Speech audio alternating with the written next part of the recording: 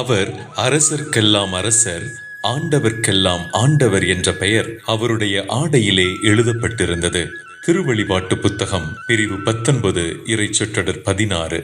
விண்ணக அரியணையில் மாண்போடு அமர்ந்து இந்த அவனியை ஆற்றலோடும் அதிசயிக்க தகுந்த விதத்தில் ஆண்டு நடத்தும் வல்லமை மிக்க ஆண்டவரே, உமது ஒரே திருமகனை அகிலத்தின் அரசராக அமைதியின் ராஜாவாக எமக்கு தந்து அருள் பாலித்தமைக்காக உமக்கு நன்றி நவல்கின்றோம். அன்பு தகப்பனே, உமது திருமகன் இரக்கம் என்னும் அரியணையில் அமர்ந்து அன்பு என்னும் கிரீடம் சுமந்து நீதி என்னும் செங்கோல் தாங்கி இறையாட்சி நடத்துகின்ற கிருபைக்காக அவரையும் ஏற்றி போற்றி புகழ்கின்றோம். இந்நாளிலே அன்பின் அரசரே, எங்களை வழிநடத்தும் நாட்டு தலைவர்கள், சமய தலைவர்கள், ஊர் தலைவர்கள், இல்ல தலைவர்கள் அனைவர் மீதும் உமது ஆசீர் கேட்டு உம்மை இறைஞ்சுகின்றோம். பணிவிடை பெற அன்று பணிவிடை புரியவே வந்தேன் என்ற இயேசுவின் வார்த்தைகளை தனதாக்கி தலைமைத்துவம் என்பது அதிகாரம், அந்தஸ்து, புகழை அடைய தங்களுக்கு கிடைத்த வாய்ப்பு என்று ஆர்ப்பரித்துக் கொண்டு வாழாமல் அது தங்களுக்கு தரப்பட்டிருக்கின்ற கடமை என்பதை உணர்ந்து